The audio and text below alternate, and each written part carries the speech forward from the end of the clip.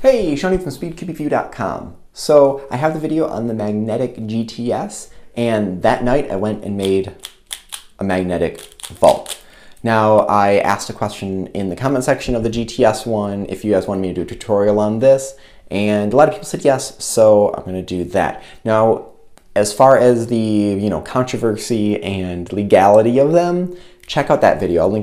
I'll link it in the description. So as far as this cube, I use the exact same magnets, but it was a little more difficult to put in because the corners are 3 pieces and the edges are 2 pieces and not just caps. So here's how that works. Now you got to take the whole cube apart, and the base of Chi cubes has a little cap on it. To get that apart, you pop out the middle piece, which slides out really easily. Just put a little screwdriver in there, pop it out, and then the cap is held on through, the plastic clips into it. So you just push one aside and pop it out. So it's actually not too hard to take apart once you know how to do it. And it's set up the exact same way the GTS is, where I put one corner and one edge together and the magnets held those together, and I glued them. After that, I used those 2 pieces to gauge 2 more pieces, 2 more edges and 2 more corners.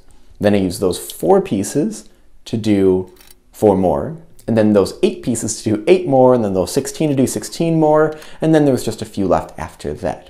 When you do it that way, all the magnets are going to be in the exact same place, and they're going to be facing the same way because you don't want to put in some magnets backwards and then they'll be repelling instead of pushing together. I use the exact same magnets I did in the GTS video, and these ones feel just a little bit stronger because the plastic is a little bit thinner, but it works just the same. So that's pretty much how it's done.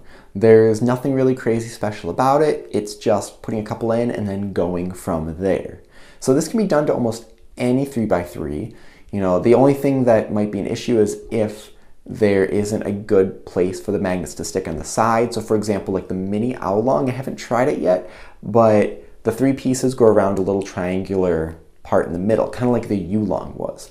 So it might still work, but I haven't tried that yet. This is definitely good for one-handed. I was afraid it was going to be a little more difficult because you have to push past that magnetic part first, but even though it is a little more straining, the pieces line up really nicely. So this is definitely going to be what I'll use for one-handed and two-handed and blind for the next competition I do. Unless something changes, something else comes out that I like that, this is what I'm going to be using, my magnetic Valk. So thank you very much.